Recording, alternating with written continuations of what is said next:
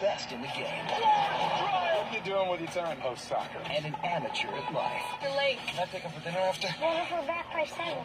Back by 7. But this holiday season, Who's the new soccer coach? Stacy's ex. when you have a second chance, You ever think what it might have been like if I'd screwed all up? What time, I wondered. take your shot. Let's go out there and get these white girls!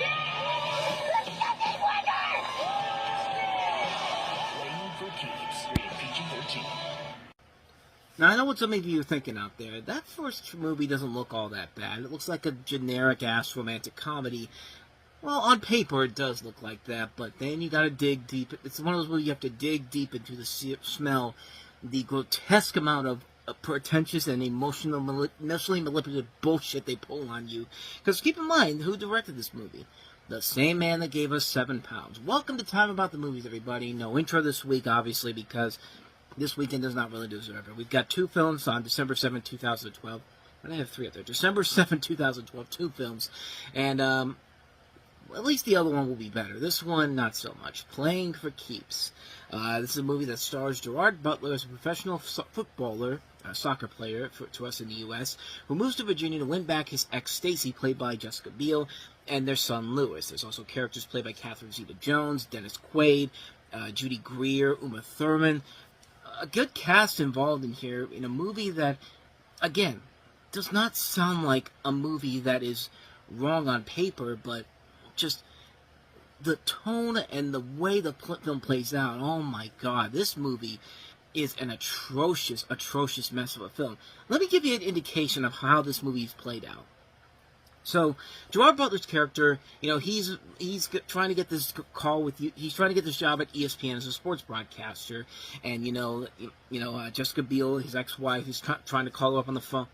He's calling him up on the phone and saying that, hey, the kids love you for what you did at the soccer. The parents love what you did for the kids at the thing, because he steps in for a coach that isn't doing his job correctly. So he goes in, shows them how it's done for a little bit, and she basically decides, hey, you should go ahead and be the new soccer coach. And he's trying to get his life back together. And he's telling her, look, I got this job I'm trying to get for ESPN, and ordinarily when a divorced couple has somebody who's trying to get a job and trying to get his life back on track, the other person would understand the situation. Not in this movie. No. The ex-wife is just like, we don't have to be such a fucking asshole about this. Like, she literally doesn't understand that he's trying to get this job. Like, I mean, he's there to try to win him back, but he also understands that he's trying to get this job at the same time. And she just wants the focus to be on, like, no, you need to get back with us. It's like, bitch, you're the one that divorced me. And it's just like, it makes no sense whatsoever. Like, the whole movie makes no sense whatsoever. You want to know what the real plot of this movie is? Pay no attention to the terrible marketing for this movie. No. The movie isn't about, this guy trying to get back together with his ex-wife and getting the soccer team back on track. It's an underdog sports comedy. No. You want to know what the plot of this movie is? Gerard Butler fucks a bunch of soccer moms.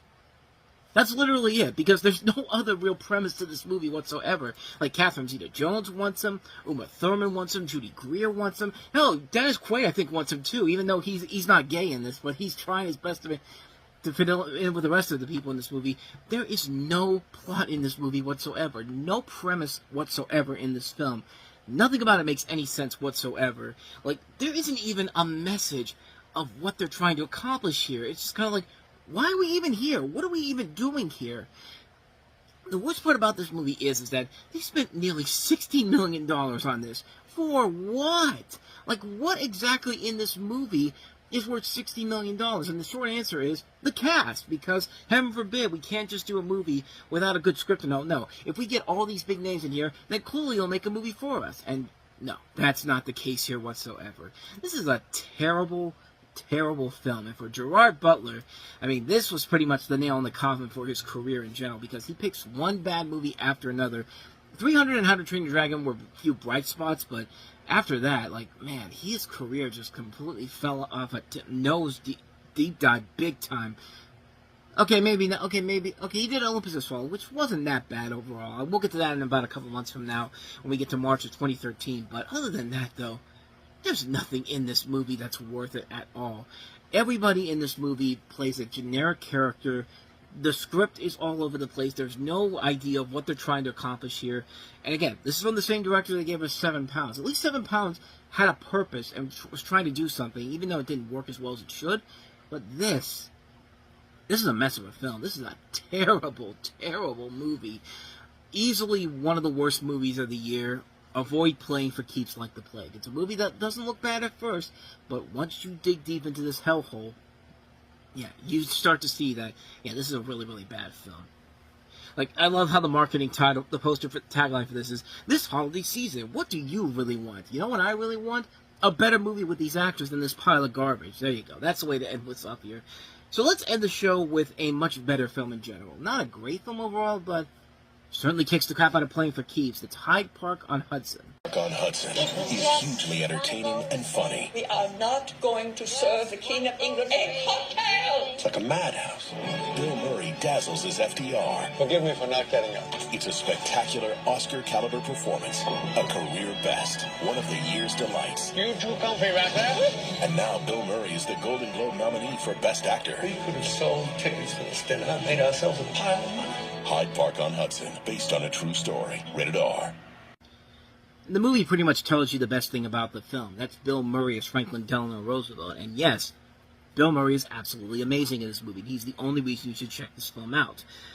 The rest of the film, not so much. I mean, the best similarities I can give to a film like this is Hitchcock. A great, strong leading performance. That film, of course, had Anthony Hopkins as Alfred Hitchcock.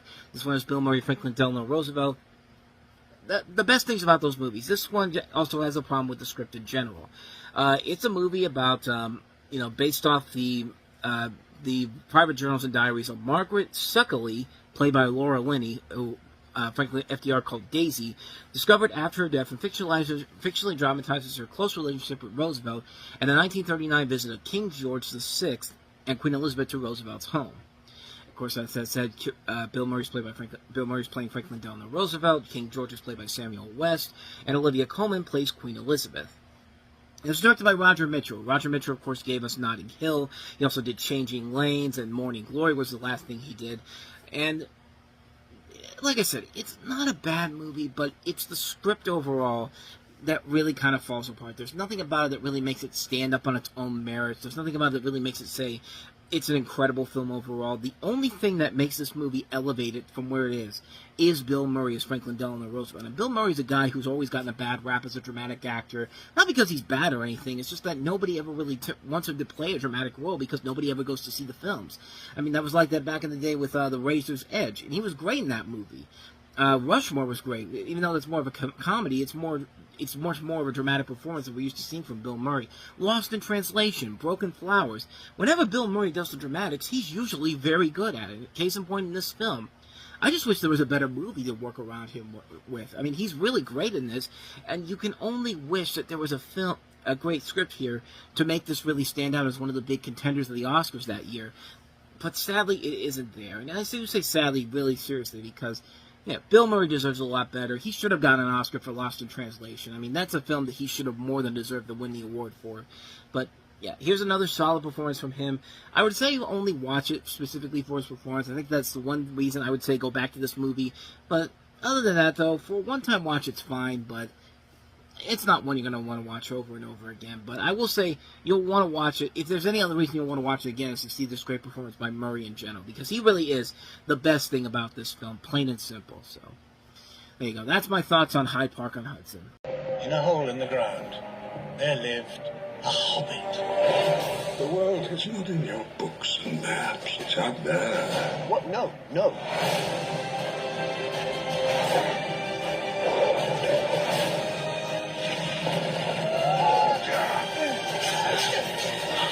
Have you done much fighting? Thought as much. The Hobbit, An Unexpected Journey. This film is not yet rated. Advance tickets on sale November 7th. In theaters December 14th. And welcome to Time About the Movies, everybody. I almost forgot the title of the show here.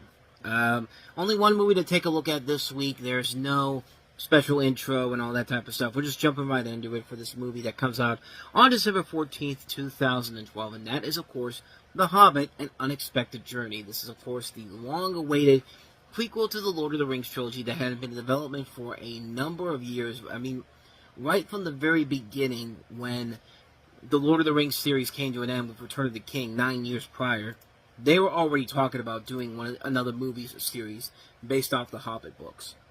It had been in development for a couple of years with Guillermo del Toro set to direct the film, but then about 2 years after he signed on, he eventually left the project because of the delays caused by MGM being kind of in financial disputes at the time because they were losing money and they didn't have a studio behind them for the most part. And then Peter Jackson came back on board that October, so Jackson was returning essentially to the world that he created, and right from the get-go, you got a lot of people worried that, oh, it's going to be like the Star Wars prequels again when George Lucas came back with the Phantom Menace and all that. And so, yeah, a lot of people were really concerned about that, but then trailers came out, looked pretty promising, and yeah, it was great to see Middle-earth back again. And, they did have a new kind of format in terms of releasing a movie in 3D, because it wasn't just 3D anymore, no. It was high frame rate 3D, which is not this whatsoever. I don't know why I'm even doing that, but they advertised it as high frame rate, which was basically, they used a shooting and projection frame rate of 48 frames per second, becoming the first feature film for a wide release to do that. But the problem was, a lot of the theaters that had this had the industry standard 24 frames per second after the film was converted. So this new technology was not going to work in a number of different theaters, which kind of led to a box office that wasn't as strong as I think they were expecting it to. It still made over $1 billion at the box office, but yeah, that was one of the things that they were trying to sell the people on. But unfortunately, there was just not a lot of theaters that converted that had that type of 3D cinema, 3D camera work to show to people. But in terms of the film itself, it takes place in Middle-earth 60 years before the events of The Lord of the Rings, and portions of the film are adapted from the appendices of Tolkien's Return of the King.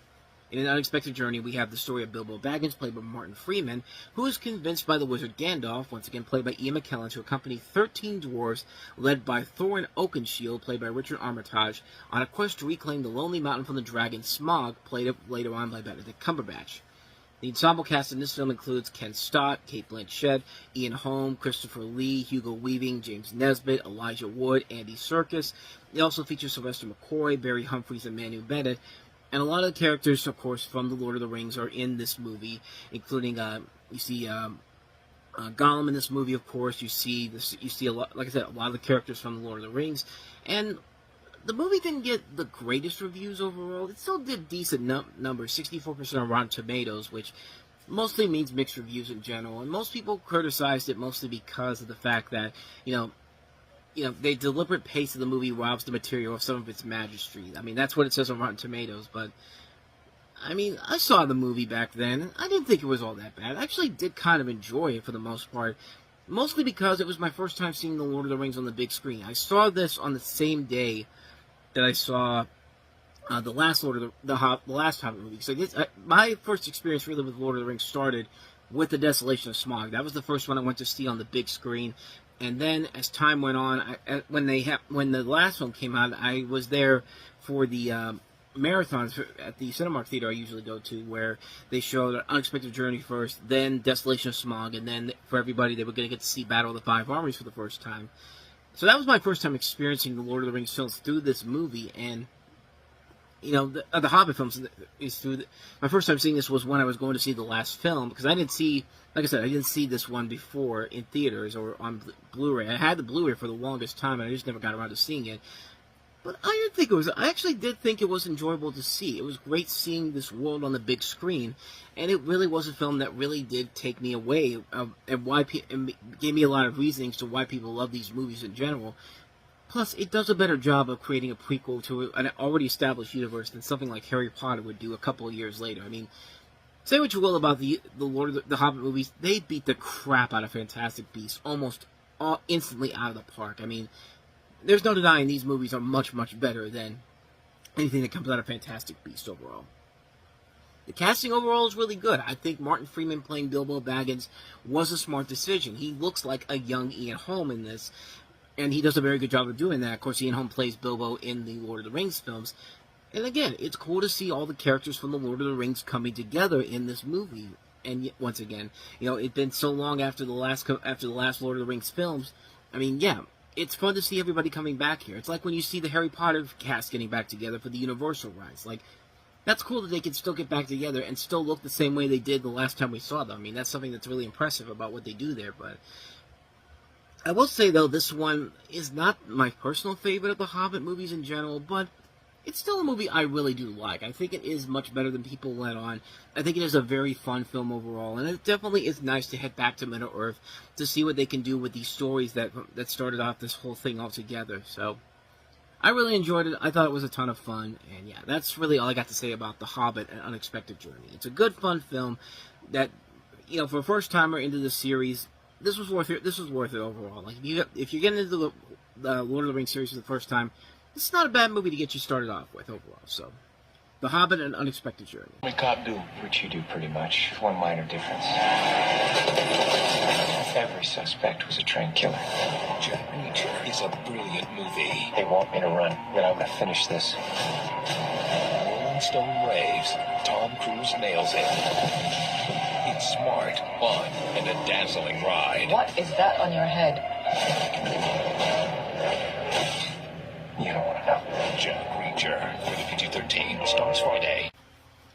And welcome to Time About the Movies, everybody. Today we are taking a look at the 8 movies, 8 films of December 21st, 2012. It was a busy, busy weekend at the movies, but that makes sense because it's Christmas time.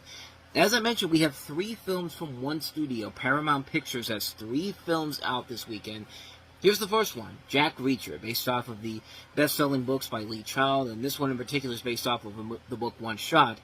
And it follows a normally non-contactable former U.S. Army Major MP investigator named Jack Reacher, played by Tom Cruise, who's called upon to aid in a homicide investigation involving a trained military sniper believed to be responsible for a mass shooting. And this also features a cast that includes Rosamund Pike, Richard Jenkins, Werner Herzog, Robert Duvall, David Oyelowo, Richard Jenkins, Jai Courtney in the cast.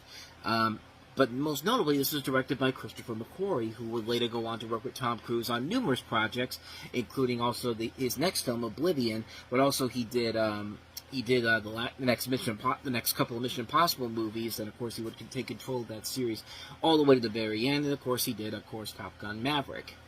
But I keep saying of course, but the big thing about this particular movie that everyone was very uncomfortable with right from the get-go was the fact that Tom Cruise's character is much shorter than the character in the books is supposed to be. I think that was the big controversy at the time when they cast him, because, you know, Tom Cruise is 5'7", and Jack Reacher in the novels are supposed to be 6'5", and the author himself said it would be impossible to find a suitable actor to play the giant Reacher and recreate the feel of the book on screen, and that Cruise has the talent to play an effective Reacher.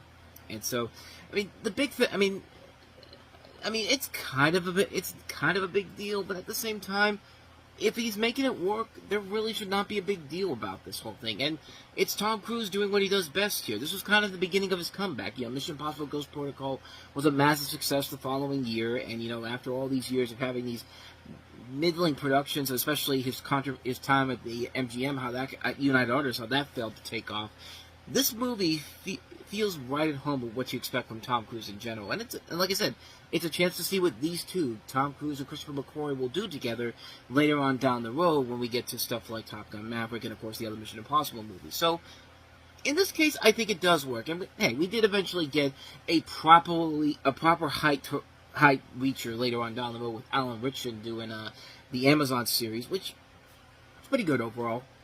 Yeah, the show overall is not bad. I've seen a couple of episodes of it. I haven't seen the full show, but, hey, Alan Ritchson's a pretty good actor, and he fits that role more. I will say he fits that role more than Tom Cruise does, but Tom Cruise isn't bad in these movies. I actually like these Jack Reacher movies a lot. I think they're very well done. I think Tom Cruise does what he does best in here. He's got a real strong cast working around him. This is a really good movie. I think this is one that doesn't get the proper attention it deserves, but I think it's definitely a good film overall, and a nice precursor to what these two will eventually do together, Cruise and McQuarrie, later on down the road in terms of the movies that they'll make. Because I think that overall, that's where the real fun of these two come together, when they start working together on films that started with this fun. But, yeah, overall, yeah, I really enjoyed this a lot. I think it's a fun film overall. Jack Reacher, definitely recommend it. I also like the sequel, too. We'll get to that in 2016, but, so anyway, that's Jack Reacher, so let's go ahead and move on to our next movie that we have here, and that's Judd Apatow's latest film, This Is 40. First came knocked up. I'm just really constipated. You really want to? Not now. You've been in here for like 35 minutes. Stop treating me like a child. From Judd Apatow. Do you ever think marriage would get easier? You can't take away the Wi-Fi. Oh, no, Wi-Fi! Oh, did harder, much harder. Listen, get happy. Can I grab that cookie? I don't feel anything. I think this room has rodents. Just saw it. This is 40, rated R. Or as it's marketed as the sort of sequel to Knocked Up, sort of like how Get Him to the Greek is the sort of sequel to Forgetting Sarah Marshall, but I'll tell you this, it's definitely a lot better than Get Him to the Greek is, that's for certain. But in it, you have the characters of Pete and Debbie, played in the original by Paul Rudd and Leslie Mann, who are the main focus of this film. They're focusing on a stressful relationship that's compounded by each of them turning 40. It takes place 5 years, of course, after Knocked Up, and it has a cast that also includes notable names like John Lithgow. Megan Fox is in this movie, actually doing a pretty good job in this. Albert Brooks, you have Jason Segel returning as one of his characters from the previous, film. Charlene Yee, you have Lena Dunham from Girls, Chris O'Dowd, Melissa McCarthy, Robert Smigel. A good cast overall in this film, and I do actually like this. This is another one that I like a lot more than people made it out to be. I think there is a lot there that works, specifically with the chemistry between Paul Rudd and Leslie Mann, and the good direction by Judd Apatow. Is it as good as Knocked Up? No, I think Knocked Up is the far superior film.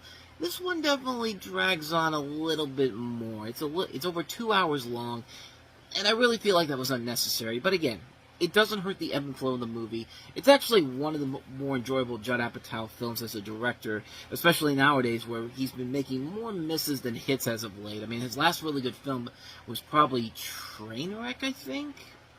Was it Trainwreck? Yeah, Trainwreck.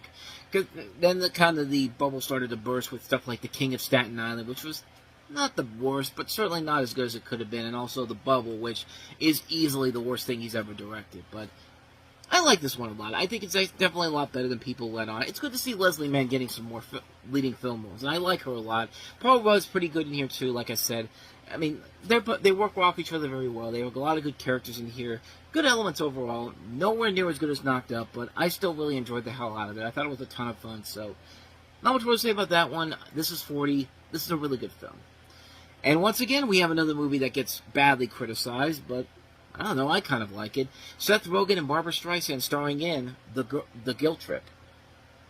You haven't been on one date since I was 8 years old, Bob. Maybe I need a little adventure in my life. Don't talk to me, though, because I'm thinking.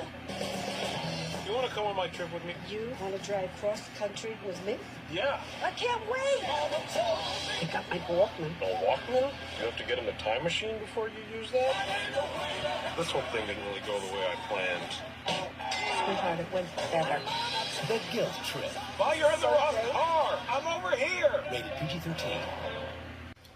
Yet another really good movie that came out this weekend that got a lot of bad word of mouth. In fact, some people look at it as one of the worst comedies ever made. It's just like, I've seen some real bad comedies. I've seen Aliens in the Attic. I've seen Son of the Mask. I've seen. Why do I feel like I'm about to burst into singing Bad Moon Rising? I've seen Bad Moon Rising. No, I've seen bad comedies like Zoom, Home Alone 3. I mean, I've seen some really bad comedies. The Guilt Trip isn't one of those at all.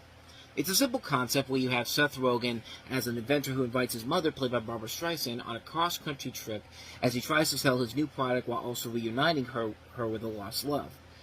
And again, this is another really good movie that kind of got a bad rap. I mean, around this time, we'll get to it next week, with there was another movie, Billy Crystal and Bette Midler starred in Parental Guidance, which is a movie that actually was not that bad at all. Far from it. I actually really enjoyed that one. I'll touch more on that on the next episode tomorrow, but I actually really liked this movie. There was a lot of fun with it.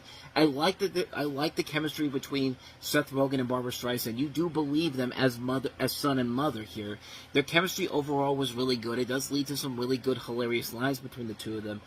It's also a good comfort food movie. It's not long at all. It's only about an hour and 20 minutes long, and it really does not feel that way at all. It really does not feel like you go in there and you're already out of there within over an hour. That's just something that really, you don't usually see comedies like this going that long. I mean, we just talked about This Is 40, which is 2.5 hours long, but yeah, they managed to put enough in there at 80 minutes to make for a fun little film overall. I mean, yeah, the comedy is your typical road trip comedy humor, but it works fine overall. There's nothing really that got me mad or anything bad about it. I mean, it's a nitpicky thing in terms of problems, but this probably should have played better by releasing it around Mother's Day. I mean, I feel like this could have been the perfect Mother's Day movie, but at Christmas time, you could see why Paramount I could see why Paramount decided to put it out, but considering that, The Hobbit was supposed to be the big box office success, it really does make you wonder, why are you literally throwing this under the rug when you could easily put this out on Mother's Day and make a killing at the box office? I feel like this thing could have done easily as much money as this director's last film, The Proposal. This is Anne Fletcher who directed this film, who also, of course, did Step Up. Like I said, it doesn't take away from my overall enjoyment of the movie, because I did really enjoy the movie a lot. I think it is a very entertaining film. This is one I know my mother and I would definitely really enjoy. I think we can both agree on that. If you hadn't seen it yet, give it a shot. It actually is much better than you think it would be. See it with your mother, too. You both will have a good time with it. It is not the type of comedy you expect. It's not an 80 for Brady type of movie. It's a movie that actually entertains for not just the mothers out there, but also for the Seth Rogen fans out there. There's a lot that you can find a lot to admire about this movie. That's what I'm trying to say, plain and simple. So anyway, that is The Guilt Trip. So let's go ahead and move on to our next movie, a classic film being re-released in theaters, Monsters Incorporated in 3D.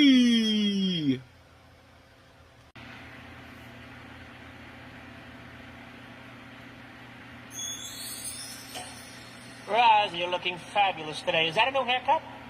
Come on, tell me. It's a new haircut, isn't it? That's got to be a new haircut, new makeup. You've had a lift, you've had a top, you've had something. Morning, Sully. Morning, Sully. How you doing, big guy? Hey. Go get him, Mr. Sullivan. Quiet. Make him lose his focus. Oh, no. Sorry. Scary feet, scary feet, scary feet. Oh, the kids away. Quick. And the bunk bed. Bill.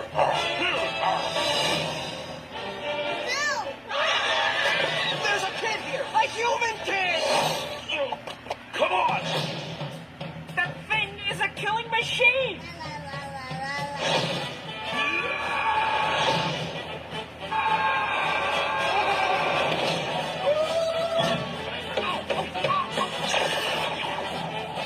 Now is the time to panic.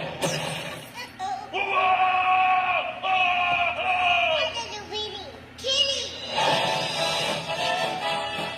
It's okay, it's all right. As long as it doesn't come near us, we're going to be okay. Ah!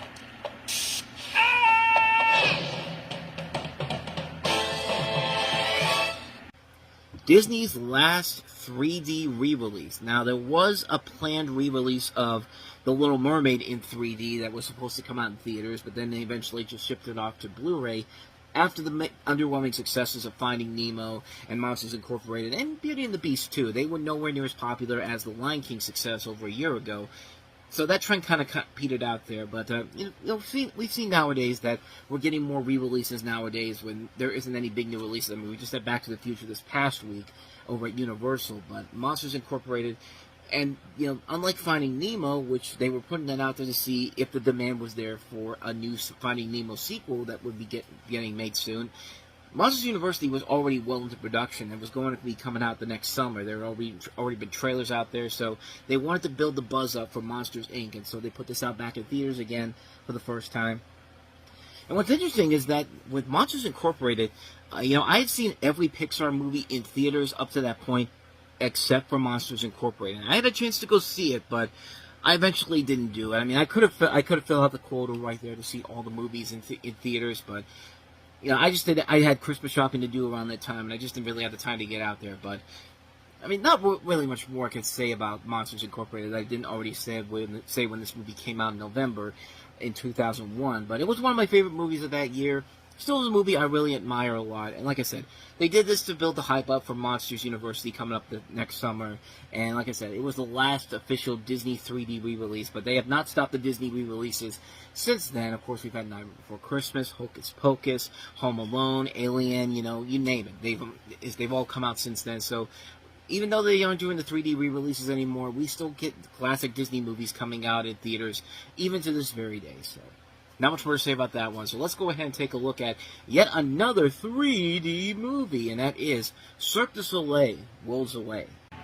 This holiday season, the filmmakers who brought you Avatar and Shrek invite your family on an unforgettable journey through the magical worlds of Cirque du Soleil. On December 21st, experience a major motion picture event unlike any other. Cirque du Soleil Worlds Away 3D, December 21st at a movie theater near you. Advance tickets now on sale. Yeah, I don't think it's much of a shocker why this one didn't take off as well. You know, Cirque du Soleil is an acquired taste. I mean, seeing it in person, it would be incredible. It's incredible to see. I mean, it is something that you look at as just like, this is amazing that this is coming together like this, but in a theatrical release, not so much. This is, of course, based off of the famous Broadway, it's the famous dance tour group, the traveling circus that travels around and does these impressive-looking shows. And there's a storyline here where you follow a girl named Mia who goes to a traveling circus and falls in love with its main attraction, the aerialist. But after the aerialist falls during his act, he and Mia are transported to another world, where each encounter the different worlds of Cirque du Soleil. And it's one of those things, another one of the biggest problems with the movie simply is the fact that you have to be a real die-hard fan of Cirque du Soleil to really appreciate this movie, and I just am not. I mean, when this came out, it came and went. I mean, it did not do the business that they were hoping for at the box office. It came and went. Reviews for it were very lackluster overall, and it just really felt like nobody was really interested in seeing this film and expecting something incredible out of it. I mean, like I said, you really have to be a fan to know Cirque du Soleil in general, because there's things that they take from different shows that they've done, and as somebody who's never seen the show before, anything from them in person, it just feels like something that it just doesn't work for me. Like, it's a movie where you could see the ambition overall, what they're trying to do. It does look visually pleasing, but the generic storyline is where it really kind of falls apart. The characters are not that interesting whatsoever. And yeah, they highlight the fact that, oh, it's made by the director of Shrek, Andrew Adamson. It's made by it's made by James Cameron, who gave us Titanic. His name's not really on this movie in particular, except the fact that he's one of the producers. And basically the producer just writes the check for people, pretty much. I mean, he doesn't really have anything to do with this movie in particular. He probably lent them the cameras that they used for Avatar in this too, but it'll make the movie look nice, but like I said, visuals don't make the movie overall, and that's really my biggest thing with the movie in general, because, yeah, the visuals look impressive, but even if you're a fan of Cirque du Soleil, it's just better to go out and see the show in person, because the show itself is much more fun than watching this movie, plain and simple.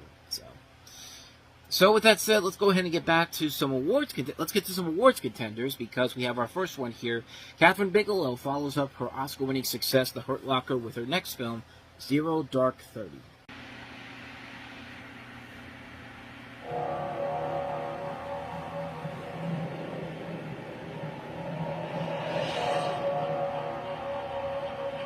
We're spending billions of dollars. We are still no closer to defeating our enemy. 20 detainees recognize that photo.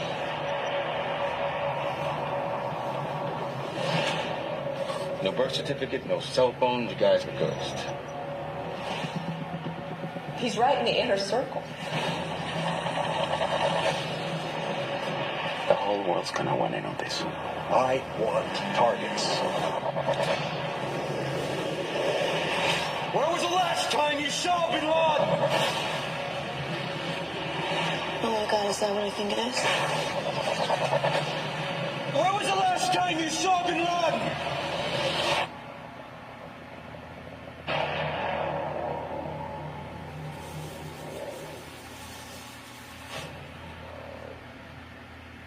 With an amazing-looking trailer that is more than likely going to get this video copyrighted. I can already see Sony putting a copyright claim on this one, but hey, not a copyright claim, but just a copyright thing underneath the visibility thing, but you'll still be able to see regardless. But Zero Dark 30, it dramatizes the near-decade-long international manhunt for Osama bin Laden, leader of course, the terror network Al-Qaeda, after the September 11th attacks, which culminated in the discovery of his compound in Pakistan, and the U.S. military raid where bin Laden was killed on May 2nd, 2011. Essentially, but some people also make the claim that that's the thing that essentially got Obama re-elected president, but let's be honest, he was a much better president than anybody we've had since then. But that's a whole other topic of discussion altogether that we're not going to have on this channel, because we're not that type of channel. But You have a cast that includes Jessica Chastain, who's a fictional CIA intelligence analyst, Jason Clarke, Joel Edgerton, Chris Pratt, long before, this was still when he was in his Parks and Recreation day, and before he eventually would become more synonymous with, the Tomorrow War, and, what's the other show he's doing? He does something on Amazon. The Tomorrow War, he does something else. I can't remember what kind of what show he does on, hold on, I need to check here. I know this is unprofessional by all means, but let me see. The Terminal List, that's what he does. But yeah, overall, this is a really good movie. This is a film that's well directed by Catherine Bigelow. This is definitely coming off of a really good film in The Hurt Locker. A strong cast in this movie. It also includes Mark Strong, Kyle Chandler, James Gandolfini in one of his last film performances before he died, Mark Duplass from The League, Scott Adkins, Edgar Ramirez, Frank Grillo. A really, really strong cast in this movie. And the film does a good job of building the tension leading up to that moment where they get Bin Laden. And it's a really impressive movie to look at from a visual perspective. And you can tell it's made by the same people that made The Hurt Locker, and it feels like its own unique thing. It doesn't feel like a film that's just copying and pasting the same success that The Hurt Locker had. It's doing the same type of style of filmmaking, but it's doing something very different with it in terms of the storytelling and keeping you invested overall. It's an impressively put together film. It's a film that really does keep you on the edge of your seat, and it works very well. It's one of the year's best movies, no question about it. An absolutely amazing film. Can't recommend it enough. Zero Dark 30. With all that said, let's go ahead and move on to our I was about to say our last one, but that's not true. Our next film, which is The Impossible. Come to see this. Oh, isn't it great? Look at it, Lucas.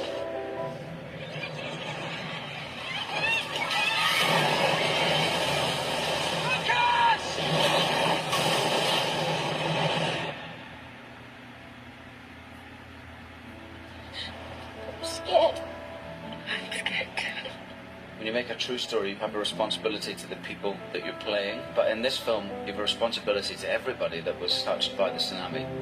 The script is based on a true story of Maria Bellon and her family, who I play in the movie. No matter the color of your skin or if you could speak the same language, we were just human beings. Thank you so much.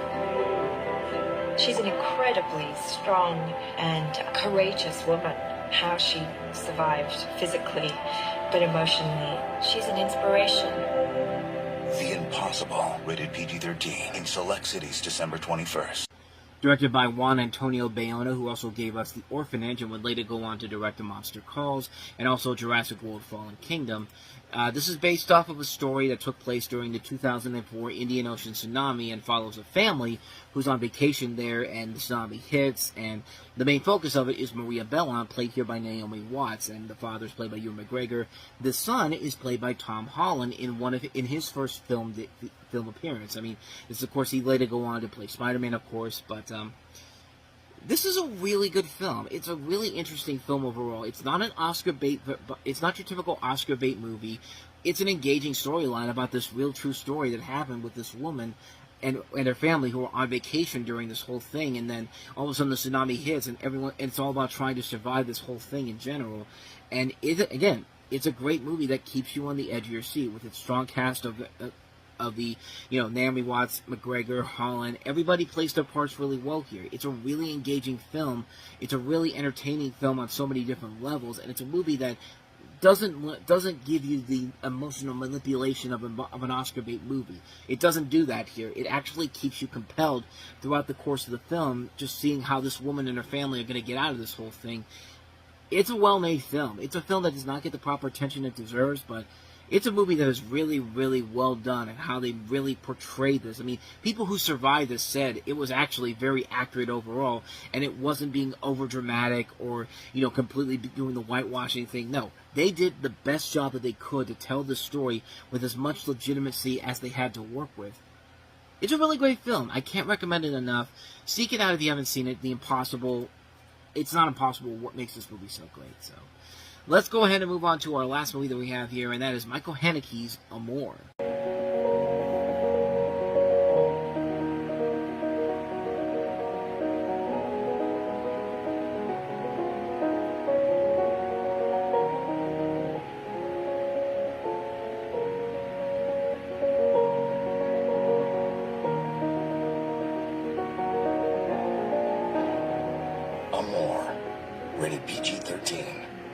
Now playing only in theaters. This is a French romantic tragedy film, as it's called on Wikipedia, and it follows an elderly couple, Anne and Jorge's, who are retired music teachers with a daughter who lives abroad. One morning during breakfast, Anne has a stroke, and the ensuing complications reshape their lives. And also you have Jean-Louis Trigonat and Emmanuel Riva as the couple, and also Isabelle Hubbard as the daughter. And it's essentially a movie that is basically a heart-wrenching story about this woman who was living the good life. She has the stroke, and she's basically just fighting the will to live. And it's this family just going through this crisis that a lot of people can really relate to. We've all had somebody who's gone through this type of a situation before.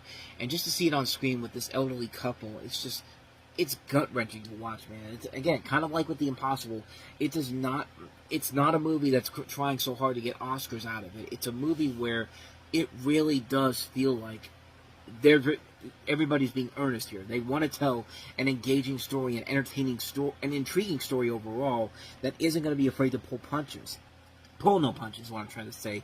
But yeah, it's a gut-punching story overall, and it's a film that really does deserve all the credit it gets. I mean, it's a movie that won the Oscar for Best Foreign Language Film. It was nominated for Best Picture too, Best Director, and Emmanuel Riva got Best Actress. And again, it's not hard to see why. It's a really solid film all across the board.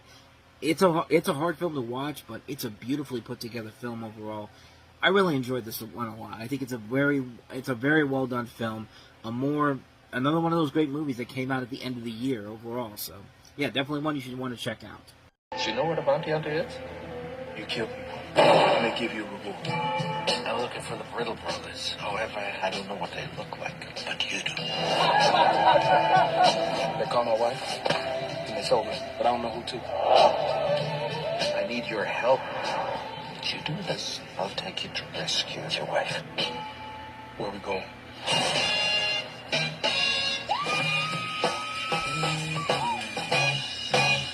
Gentlemen, come on over. We got a supply going on that's a good bit of fun. How do you like the bounty hunting business? Kill white folks and they pay you for it? It's not the money. I like the way you die, boy. You're welcome. What's your name? Django. Indeed, son. And welcome to Time About the Movies. Today we are taking a look at the 4 films that make up December 28th, 2012, Christmas week. And of course we're starting off with Quentin Tarantino's latest film, Django Unchained.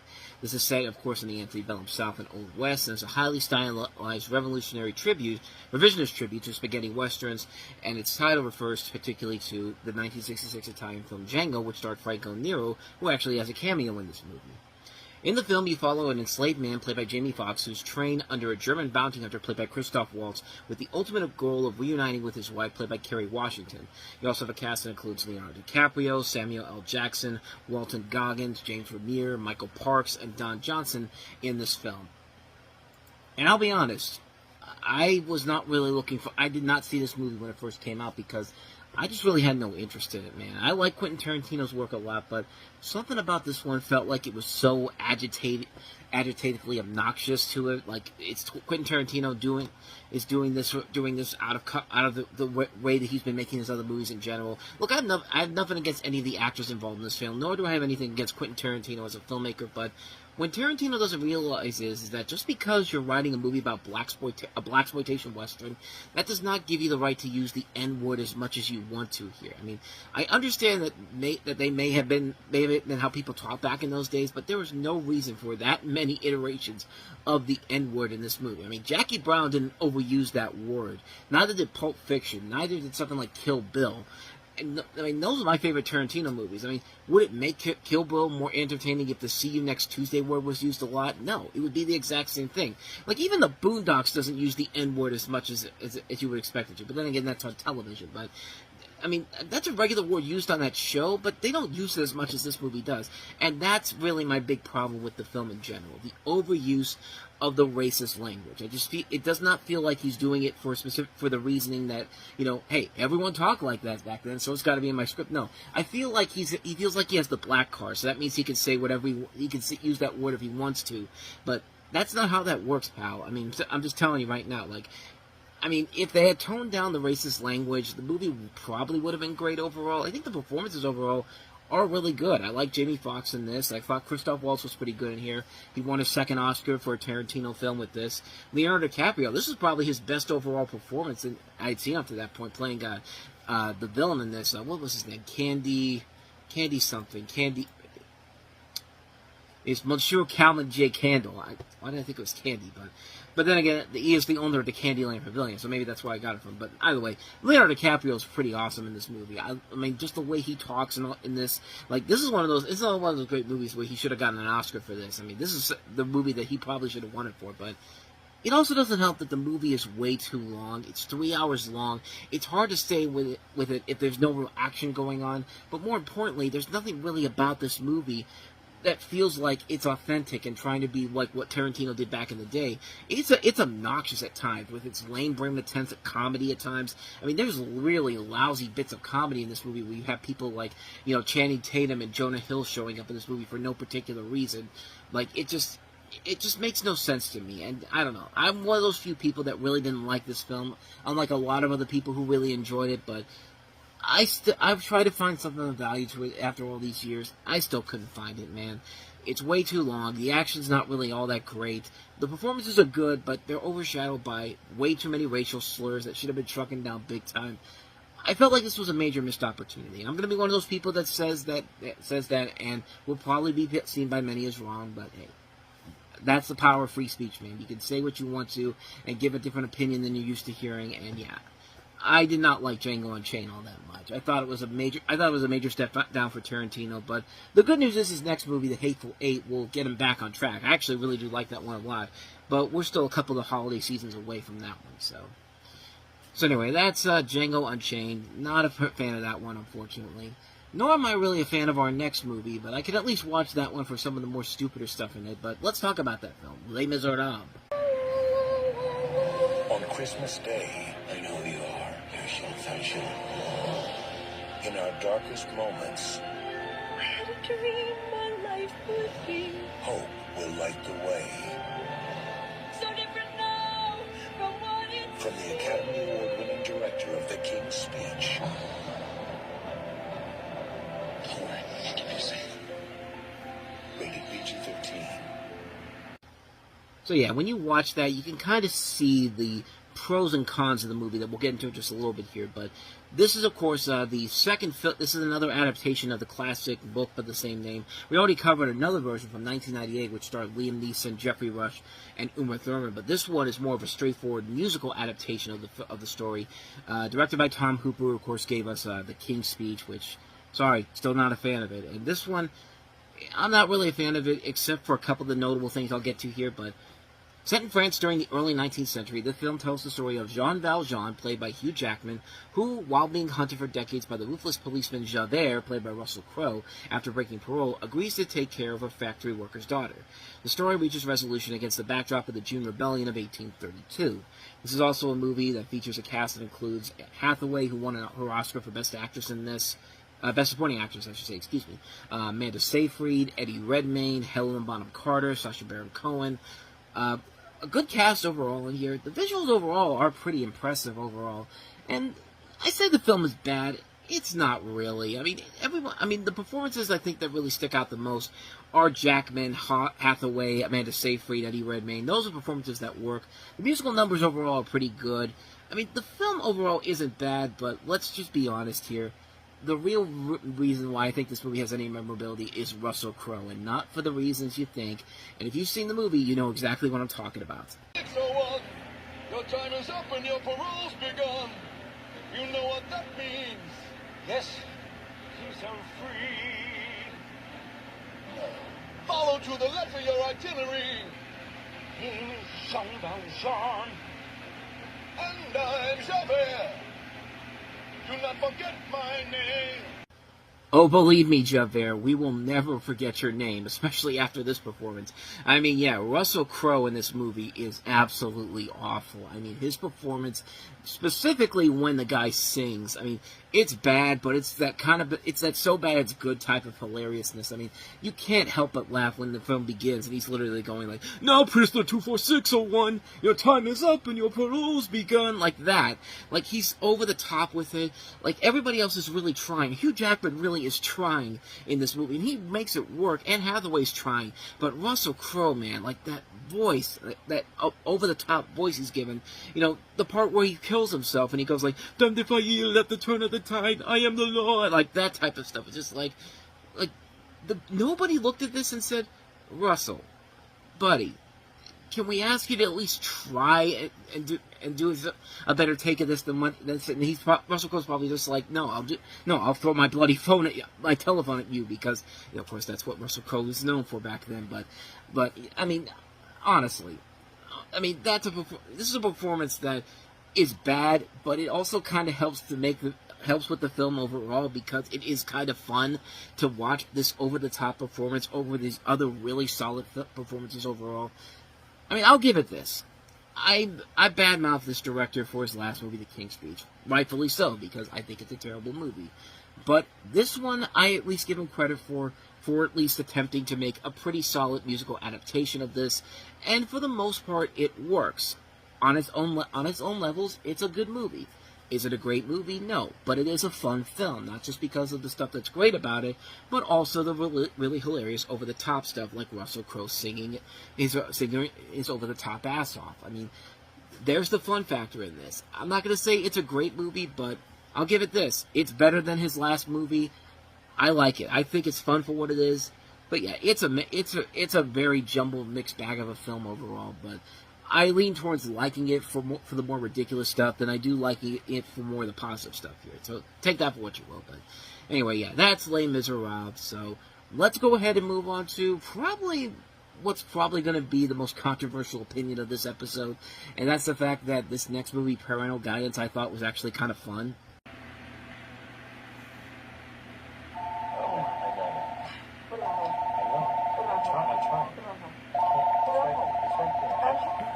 I'm going to start a fire here. Oh, Dad. Bill has to go away next week, and we need someone to watch the kids. So I was wondering, would you want to? We'd love to. I'm not going. You're going. That's what I meant. We practically never see our grandchildren. Her whole way of raising her kids is a giant in her face. It's her generation. It's just their way. What are you looking for, sailor? I'll help you out. It's an omen. What's it an omen of? Impending doom. They're here! Grandpa tells lots of jokes that you won't get. Just laugh. Hello, boys. Still single? There's a way that we talk to our kids. Or you would say, "Quit your whining, you're giving me a headache." We would say, "Use your words." That's not bad. Not bad. She looks like a 12-year-old widow. Maybe not those words. Here's a picture. Strike three! You're out of there! There are no outs in this game. How was that possible? They hit until they get on base. You were out. I'm not. You're out. I'm not. You're out. You're out. Oh, no! My father doesn't listen. How is this Artie's fault? You always take his son. And for a good reason. Because after your kids grow up, your husband's the one who stays. You gotta shape up, Artie. You know what grandparenting is? A second chance. That's pretty good.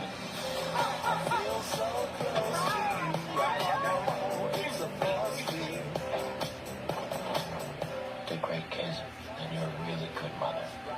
News practice, practice, practice. If you ever speak to my granddaughter like that again, there will be nothing left of you but some red hair and an accent. Is that clear, comrade? Das vidanya. You threatened your violin teacher? Alice, your dad and I have bent over backwards to try to do things your way. You haven't bent over at all. Oh, I'm bent. Believe me, I'm bent. Pick me up here. Don't leave me stranded. Have I ever left you stranded? 4 times when I was a kid. It's like she thinks we're idiots. By the way, where is she? Where have you been? I know. I mean, I'm not gonna lie. As I saw that bit with Marissa Tomei being left at the place she was at, and Billy Crystal was like, "Where have you been?" That scene made me laugh. I mean, that's part of the fun of this particular film, and that's just the fact that it's a film that is surprisingly really funny. Is it a great movie? No, but there's stuff about it that I actually did kind of like. So yeah, you have a story where Billy Crystal and Bette Midler are playing grandparents who agree to visit Atlanta to look after their 3 grandkids with their Type A helicopter parents, played by Marissa Tomei and Tom Everett Scott, who need to leave town for work. Problems arise when the kids' 21st century behaviors collide with Artie and Diane's old school methods. So it's basically a movie about old school parenting versus new school parenting, and there were a lot of negative reviews coming out of it. You know, everyone was expecting this to be this type of family comedy that looks really cheap and only has jokes relying strictly on toilet humor. And most people thought this was going to be one of the worst movies of the year. In fact, some people did think that, but I didn't think that at all. I actually thought this was actually kind of a decent film. I say decent because, let me put it this way. This director also did The Game Plan and Race to Witch Mountain, which are actually fun films overall for kids. And this is on that same wavelength overall. It's not a great movie by any stretch of the imagination, but with so many bad family films coming out around the time that have come out in the last couple of years, this one actually had was funny for a good chunk of the film. I mean, I was really brought into the plot of it because I really hate this new age hippie parenting that still exists to this very day that their parents do to their kids. I've worked at a grocery store now for 20 years, and, you know, I see kids all the time. I see these parents coming there who don't do anything to shut their kids up when they won't stop screaming, whining, and crying. And just like, you know, I mean, it's something that you've been there for so long, and you think you get used to it after a certain point, but after all these years, it's still kind of enough. It's not to say that new age parents out there are not bad parents overall, but there are parents out there that I see in the store that literally do absolutely nothing to keep their kids quiet and let them just scream at the top of their lungs like they're at Chuck E. Cheese or something. And I can't stand those people. I can't stand those type of parents whatsoever. So I was glad back then when we were going to get a film that was going to deal with these type of parents and their kids. And you got a really solid cast here. Billy Crystal, Bette Midler, and Marissa Tomei work very well with the material given to them, and they are pretty believable when it comes to the emotional scenes. I'll say this, though. Billy Crystal, I don't think he really looks like he's that old to be the father of Marissa Tomei's character. I mean, they're literally 17 years of age apart. Like, unless Bette Midler had her at 17 years is when Billy Crystal was 17. That seems really, really off overall, but despite that, it does work for what they're trying to go for here. Like Tom Everett Scott and Geddy Watanabe, who play like a waiter at a Chinese restaurant, they were the two that really were hamming it up way too hard. Like, they were the two that really felt like, you know, they saw the script, they saw it was a generic kids film, and they said, we're not going to bother, we aren't even going to bother to try to do something of value in this. At least the 3 seasoned actors in Crystal, Midler, and Tomei were doing what they needed to do to make this worth watching. It runs at a good enough pace, and the best thing about this movie is that there is a notable lack of poop jokes. There's only one, not over the top whatsoever. Yeah, you get pee jokes, vomit jokes, crotch jokes that are typical standby jokes that falter miserably, but it's not as bad as most people made it out to be. Like, if there's anything about the bad stuff in this, there's some comedy in here that is just kind of lame and poorly done. I mean, there's nothing offensively bad about it, but it's just sitcomishly bad. Like, it's bad, a bad CBS type of comedy. Like, there's a whole thing about, you know, watching a scary movie. It's the Saw movies, and it's just kind of like, like, that's something that you would see on like a bad CBS comedy series. But, like, you know, I shouldn't expect much from a movie like this, but I'm hoping to be surprised by it. But like I said, the comedy in here isn't great overall, but it does have its heart in the right place. It's a bigger surprise than I thought it was going to be, and it's a harmless comedy. I think the performances overall carry it over, and let me just say it, it's a better comedy than some of these really, really bad films we've been getting up to this point.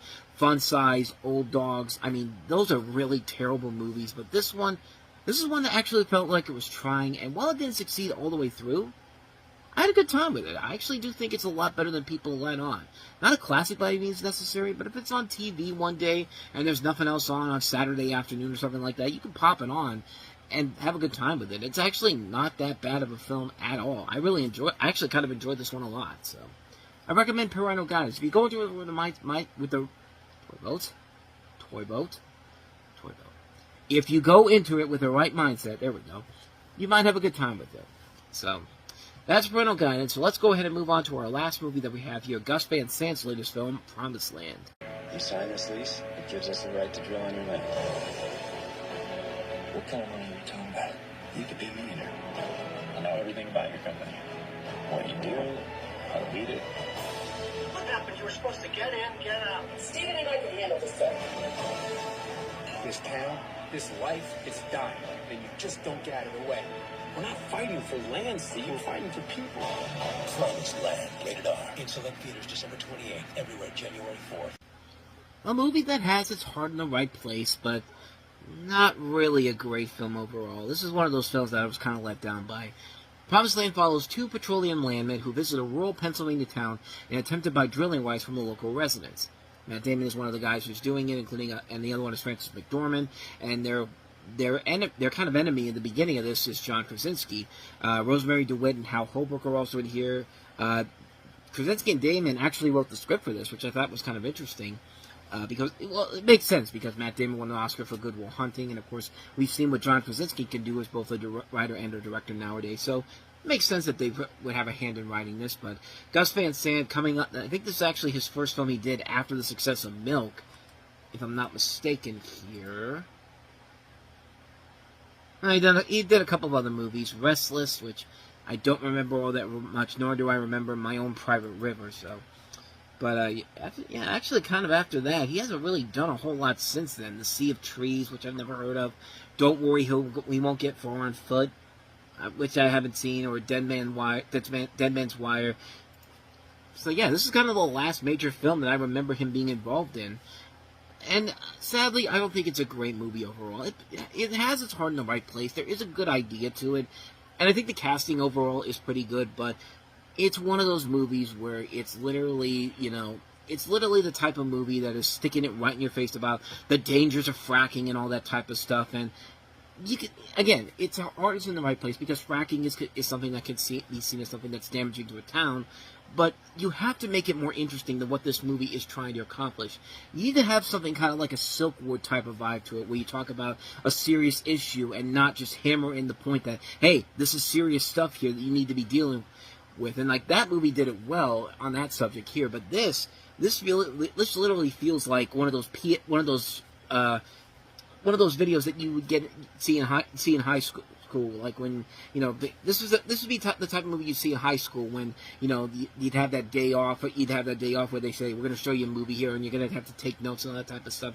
That's what this movie feels like here. It feels like a lesson more than a movie that's trying to get you invested in this topic of discussion, which is still it's a topic of discussion even to this very day. But unfortunately, the movie just can't get past that. Can't make the script enjoyable enough that doesn't feel like it's teaching you a lesson and actually giving you an entertaining movie overall. And sadly, it's just not there. Despite the best efforts from the cast involved in here, it just doesn't work. And yeah, I was really let down by it. I was expecting so much more because these people that are involved in here can give us so much more than this, and it really did feel like we're not getting the best work from them, unfortunately. So yeah, there you go. That's my thoughts on Promised Land. Not as promising as the title indicates. So.